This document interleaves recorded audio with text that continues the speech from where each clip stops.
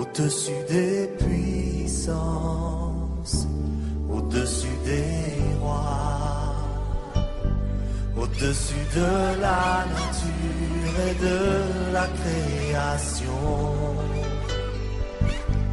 au-dessus de tout. Nous bénissons le Seigneur ce matin pour sa grâce. Nous bénissons le Seigneur ce matin pour ce qu'il fait dans nos vies. Nous voulons célébrer notre Dieu pour ce qu'il est fidèle à sa parole. Ce matin, nous voulons nous entretenir autour du thème « Obéissons aux principes du royaume ». Obéissons aux principes du royaume. Tel est le thème que nous allons développer ce matin par la grâce de Dieu. Alors, permettez-moi de prier, s'il vous plaît. Notre Père, nous voulons te rendre gloire et honneur pour ta fidélité et pour ton amour. Merci parce que ce matin, tu nous fais du bien. Merci parce que ce matin, tu parles à nos cœurs. Merci parce que ce matin, tu, à travers de ta parole, pour nous amener, ô Dieu, à toi, pour nous amener à nous conformer à toi. Que la gloire et l'honneur te reviennent. Merci, Saint-Esprit, de prendre le plein contrôle de nos vies, de nos cœurs, de nos pensées, de nos entendements, afin que ton nom seul, le nom du Père et du Fils, soit glorifié au nom de Christ Jésus. Amen. Alors, nous avons dit que le thème de ce matin s'intitule « Obéissons aux principes du royaume ». Le royaume de Dieu a une forme spirituelle et se compose de ceux qui sont nés de nouveau. Actuellement, on parle du royaume de Dieu.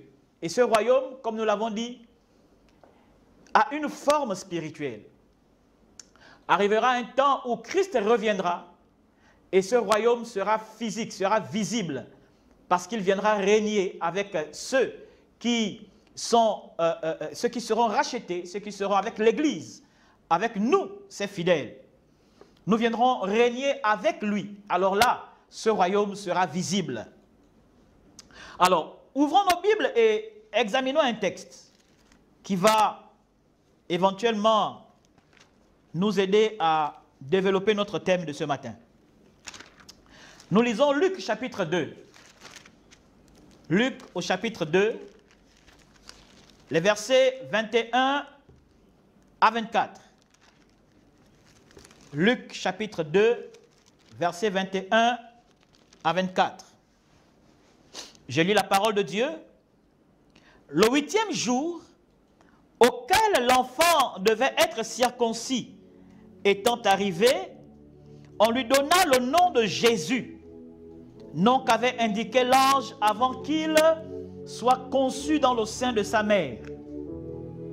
Et quand les jours de leur purification furent accomplis, selon la loi de Moïse, Joseph et Marie se portèrent à Jérusalem pour le présenter au Seigneur, suivant ce qui est écrit dans la loi du Seigneur.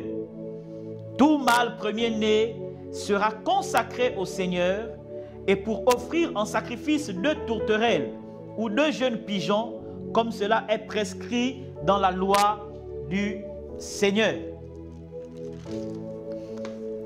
Nous sommes ici face à un texte merveilleux, et nous le savons tous, ce texte a été écrit par Luc, ce médecin converti à Christ, à l'évangile de Christ. Et ce médecin, Luc, vient nous donner ici comment est-ce que le Seigneur Jésus va accomplir la loi selon laquelle il fallait que les fils ou les enfants nouveau-nés devaient passer par un certain nombre de rituels selon la loi de Moïse. Alors, nous pouvons nous poser la question de savoir qu'est-ce que ce texte renferme-t-il comme principe du royaume? Qu'est-ce que ce texte dévoile? Qu'est-ce que ce texte révèle comme principe du royaume de Dieu? Alors, découvrons ensemble 2 principes fondamentaux qui vont nous aider à comprendre la pensée de l'auteur de Luc, nos médecins. Le premier principe, nous allons l'intituler comme la repentance. La repentance. La repentance, si nous réalisons le verset 21, il est écrit ceci. Le 8e jour auquel l'enfant devait être circoncis étant arrivé, on lui donna le nom de Jésus, nom qu'avait indiqué l'ange avant qu'il soit conçu dans le sein de sa mère. Le 8e jour étant arrivé, l'enfant devait être circoncis, selon bien évidemment la loi de Moïse. Et nous savons tous, surtout pour les hommes, nous savons ce que c'est que la circoncision. C'est une opération de la chair. C'est un signe de l'alliance avec Dieu pour Israël. Alors, pour les Juifs, pour les Israélites, ils devaient passer par la circoncision, c'est-à-dire l'opération de la chair à une partie où les hommes connaissent. Il fallait passer par là pour être dans l'alliance de Dieu. Mais aujourd'hui, nous sommes dans ce qu'on appelle la nouvelle alliance. Et cette nouvelle alliance inaugurée par Christ. Nous voyons dans le texte que Christ vient accomplir. Il vient accomplir cette loi. Il passe par la circoncision de la chair. Mais qu'est-ce que cette circoncision renferme? Qu'est-ce que cette circoncision révèle? Et l'apôtre Paul va nous aider à comprendre ce que c'est. Lisons Colossiens chapitre 2. Colossiens au chapitre 2. Nous allons comprendre ce que Paul appelle par la circoncision. Colossiens chapitre 2 versets 11 à 13 dit ceci. Et c'est en lui que vous avez été circoncis, d'une circoncision que la main n'a pas faite, mais de la circoncision de Christ, qui consiste dans le dépouillement du corps de la chair. Ayant été ensevelis avec lui par le baptême, vous êtes aussi ressuscités en lui et avec lui, par la foi en la puissance de Dieu, qui l'a ressuscité des morts. Vous qui étiez morts par vos offenses et par l'incirconcision de la chair, il vous a rendus à la vie avec lui, en nous faisant grâce pour toutes nos offenses. Amen. Nous voyons ici un merveilleux texte de l'apôtre Paul aux Colossiens, et qui nous montre en fait ce que c'est que la circoncision dans la nouvelle alliance. Ce que Paul entend par la circoncision dans la nouvelle alliance. Il dit cela ne consiste pas en la chirurgie de la chair. Ça ne consiste pas en ce que la main de l'homme peut faire. Mais la circoncision ici, c'est celle qu'opère, celle qui est opérée par Christ. Elle consiste au dépouillement du corps de la chair. Au dépouillement. Ici, nous sommes appelés à la repentance, bien-aimés. Nous sommes appelés à faire volte-face par rapport à notre ancienne nature, par rapport à notre ancienne vie, par rapport à notre ancien comportement, à notre ancienne vie. Nous sommes interpellés ici dans le texte, notre texte de base de Luc, par l'action de Christ ou par l'action que Christ a accomplie à nous dépouiller des œuvres mortes, à nous dépouiller du vieil homme, à nous dépouiller du mauvais comportement, à nous détourner des attitudes qui n'honorent pas le royaume de Dieu. Parce que, comme nous l'avons dit en titre, que le royaume de Dieu obéit à des principes. Et le premier principe que nous voyons maintenant, c'est le principe de la repentance. il faut la repentance. Il faut que nous comprenions ce principe. C'est le principe primordial pour être accepté dans le royaume de Dieu. C'est le principe primordial pour être établi dans le royaume de Dieu. C'est le principe primordial pour être reconnu dans le royaume de Dieu. Sans la repentance, bien-aimés, nous ne sommes pas connus dans le royaume de Dieu. Nous ne sommes pas acceptés dans le royaume de Dieu. La repentance, c'est la souffrance intérieure. Cette souffrance intérieure produite par la conviction de péché. C'est un profond désir de changement. Il faut que cette souffrance intérieure soit manifeste dans nos cœurs. Il faut que ce vif désir de changement soit manifeste au plus profond de nos cœurs. Il faut que nous ressentions notre misère. Il faut que nous ressentions que nous sommes dans les ténèbres, nous sommes perdus dans les ténèbres. Alors là, il nous faut revenir, il nous faut aller vers celui qui peut éclairer nos vies, vers celui qui peut donner un autre sens à nos vies, vers celui qui peut donner un avenir et de l'espérance à nos vies. Le livre des Actes des Apôtres nous révèle le discours de l'apôtre Pierre. Actes chapitre 2, nous allons le lire rapidement. Actes chapitre 2, il est écrit ceci au verset 37 à 38. Après avoir entendu ce discours, ils eurent le cœur vivement touché. Je suis dans Actes chapitre 2, versets 37 à 38. Après avoir entendu ce discours, ils eurent le cœur vivement touché. Le cœur vivement touché. Et ils dirent à Pierre et aux autres apôtres: « Oh frères, que ferons-nous » Pierre leur dit: « Répentez-vous et que chacun de vous soit baptisé au nom de Jésus-Christ pour le pardon de vos péchés et vous recevrez le don du Saint-Esprit. » Pierre n'ira pas par 4 chemins. Pierre va annoncer le premier principe du royaume. Le premier principe pour être intronisé, pour être établi, pour être connu dans le royaume. La repentance. Repentez-vous. Bien-aimés, les temps dans lesquels nous sommes nous interpellent à la repentance. Nous amènent à comprendre que chacun d'entre nous, que tu sois chrétien ou pas chrétien, nous devons nous repentir parce que chacun connaît sa position avec le Seigneur. Tu sais que la position actuellement que tu as, la position dans laquelle tu te trouves, toi mon frère, toi ma soeur, cette position ne plaît pas à Christ.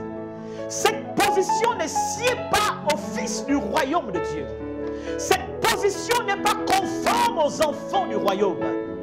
Alors, le Seigneur t'interpelle ce matin. Répands-toi.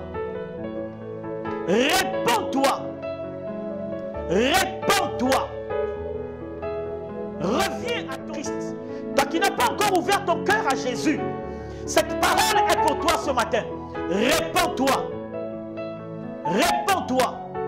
Parce que Jésus veut te faire du bien. Sors de là où tu es.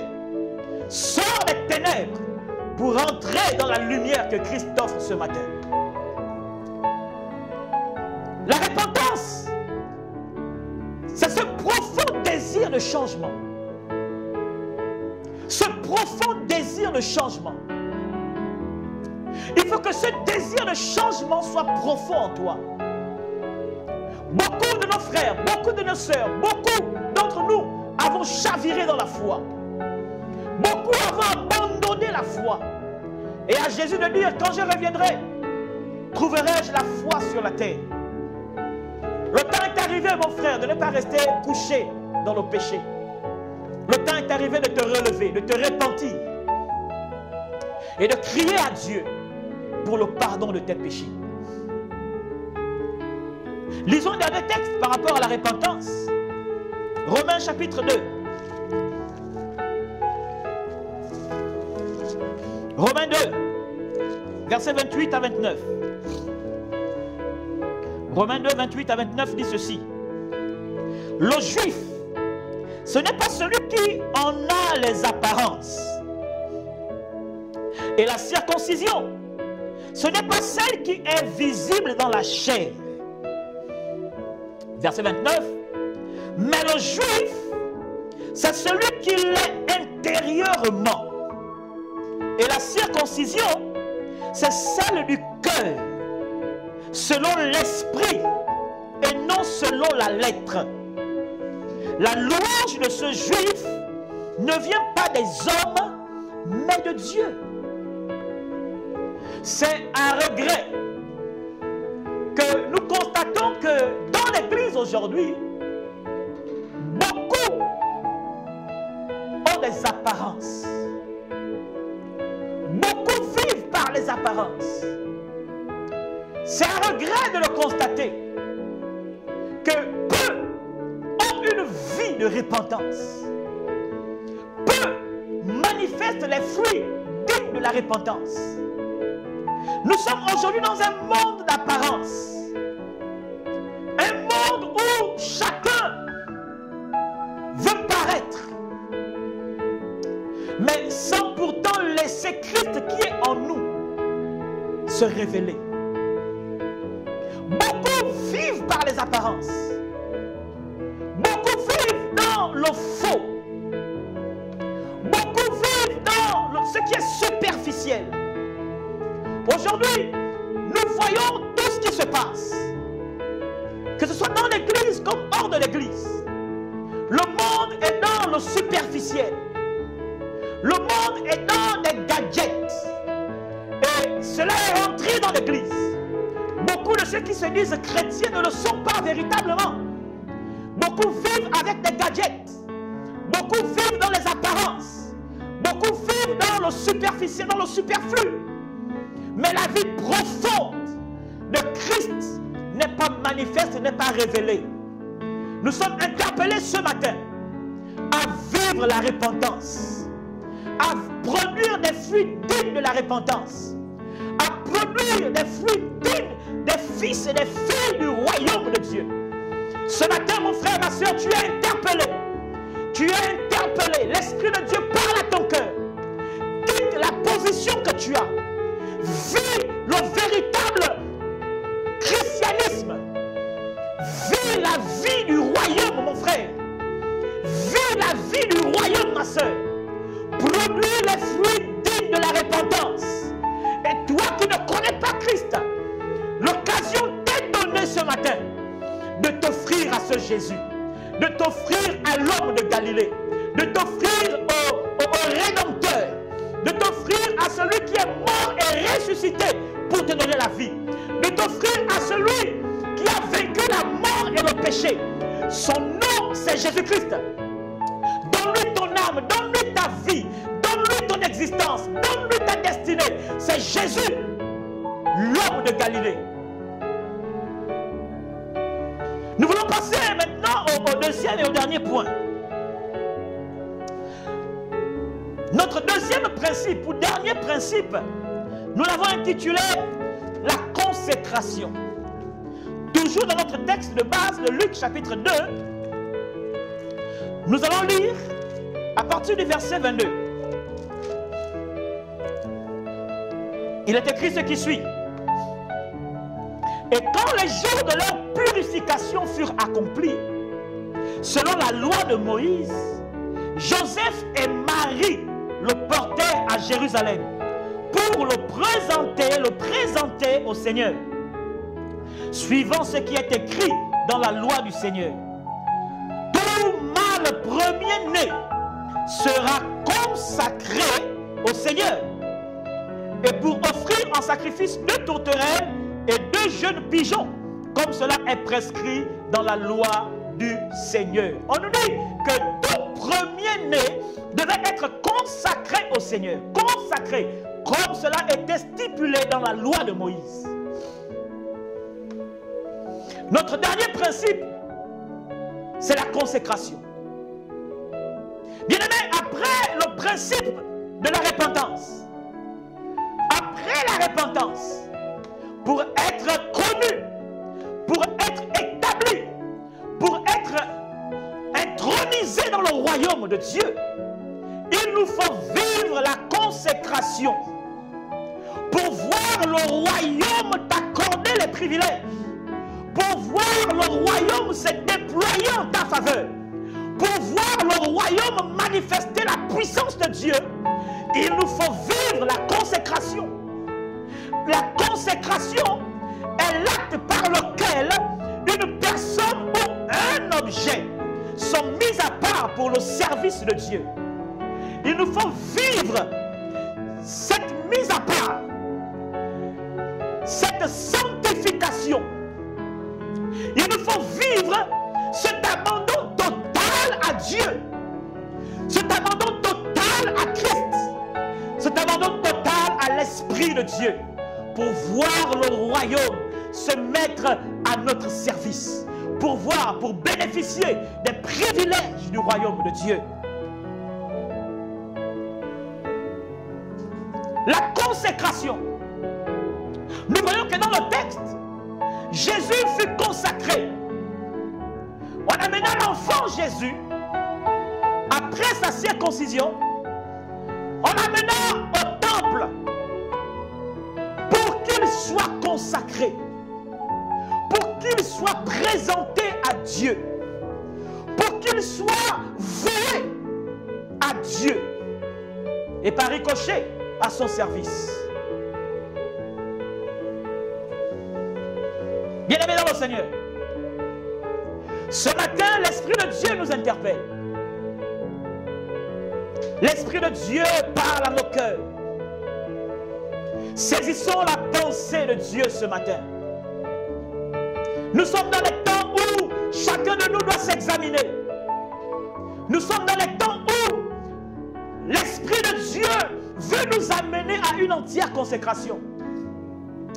Nous sommes dans les temps où Dieu nous attend dans le lieu secret. Nous sommes dans les temps où Dieu nous attend pour manifester sa gloire. Nous sommes dans les temps où nous devons nous dépouiller du vieil homme. Nous devons nous abandonner, nous vouer à Dieu. Nous avons longtemps marché dans le faux. Nous avons longtemps marché dans les semblants, dans le paraître. Le temps est arrivé, frère, de nous consacrer entièrement à Dieu. Le temps est arrivé, sœur, de nous vouer à Dieu, de nous abandonner entre les mains de Dieu, de nous livrer à Dieu, de nous livrer à Dieu. Nous voulons être ces personnes mises à part pour le Seigneur. Et tant de mots sont décriés aujourd'hui. Tant de mots sont révélés aujourd'hui. Que ce soit par les hommes d'église, que ce soit par les hommes du monde séculier. Trop de dérives. Pourquoi? Le manque de consécration. Mais ce matin, la grâce de Dieu, l'Esprit de Dieu nous interpelle à la consécration. L'Esprit de Dieu nous invite à la consécration. L'Esprit de Dieu nous dit que frère, nous avons été présentés à Christ. Frère, tu as été présenté à Christ. Frère, tu as un jour dit oui à Jésus. Sœur, tu as un jour ouvert ton cœur à l'évangile. Tu as un jour dit Jésus, je t'accepte comme mon sauveur et mon Seigneur personnel. Mais ce n'est pas pour aller continuer à vivre dans le monde, dans le péché. Cet acte a été fait pour que tu t'engages, pour que tu t'abandonnes entre les mains de Dieu. C'est en cela, c'est pour cela que Dieu s'est révélé à toi. C'est pour que tu lui offres ton être entier. Parce qu'il veut t'utiliser dans ce monde perdu. Bien-aimé, le monde dans lequel nous vivons est perdu. Le monde est dans les ténèbres. C'est le chaos total. C'est l'obscurité totale. Mais Dieu s'est révélé à toi pour que tu sois la lumière dans ce monde. Mais il nous interpelle à la consécration. Pour être véritablement cette lumière, la consécration est de mise. Pour être véritablement le sel de la terre, la consécration est de mise. Que nous dit Romain, que nous dit Paul quand il s'adresse aux bien-aimés de Rome? Romains chapitre 12, verset 1 nous dit ceci. Je vous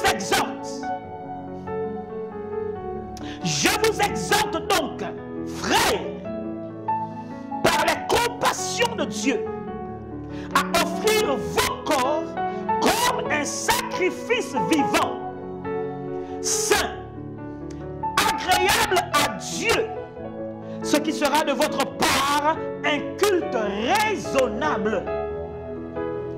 L'apôtre Paul interpelle les frères de Rome. Ce n'étaient pas des païens, c'était des chrétiens. C'était des hommes qui avaient ouvert leur cœur à Christ. Mais il revient les interpeller. Et il leur dit, je vous en conjure, je vous exhorte, je vous supplie, par la compassion de Dieu, offrez vos corps, offrez vos corps, offrez vos corps. À qui avons-nous offert nos corps, bien-aimés? À qui avons-nous offert nos corps, bien-aimés? Beaucoup d'entre nous avons offert nos corps aux prostituées.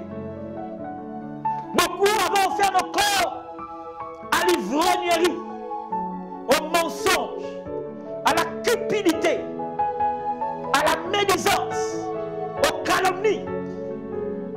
Mais l'Esprit de Dieu, par l'entremise de Paul, nous interpelle à offrir nos corps à Christ, à offrir nos corps à Dieu.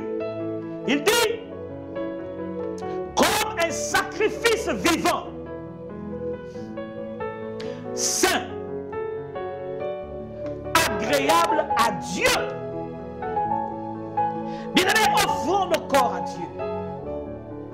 Laissons la gloire de Dieu tomber sur nos vies pour ôter toutes les impuretés.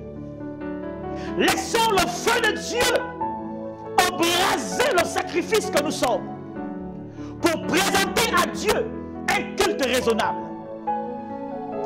Bien-aimés, si nous voulons être des instruments à la gloire de Dieu,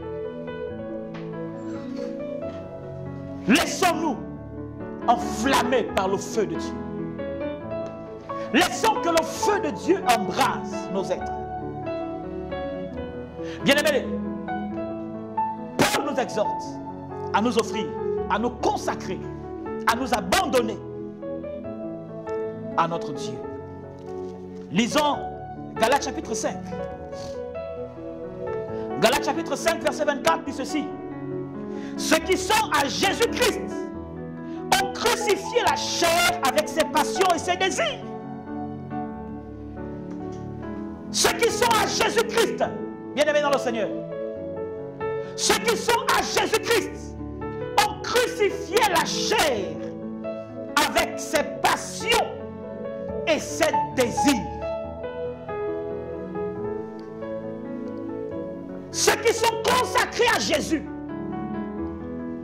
ceux qui sont voués à Dieu, ceux qui sont livrés entre les mains de l'Esprit de Dieu, ont crucifié la chair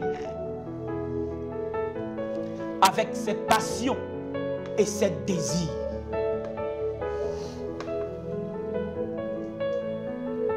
Ainsi, si nous vivons par l'Esprit, marchons aussi selon l'Esprit. Pourquoi aujourd'hui nous ne marchons plus par l'Esprit? Pourquoi aujourd'hui la gloire de Dieu n'est plus manifeste? Pourquoi aujourd'hui il y a comme une résistance dans le monde spirituel? Pourquoi aujourd'hui les démons nous résistent en face? Problème de consécration. Nous sommes dans l'église, mais nous ne sommes pas consacrés à Christ. Mais l'Esprit nous interpelle, bien-aimés dans le Seigneur, à nous consacrer, esprit, âme et corps à la cause de l'évangile.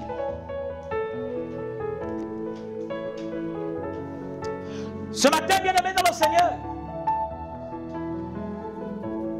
nous voulons conclure en nous rappelant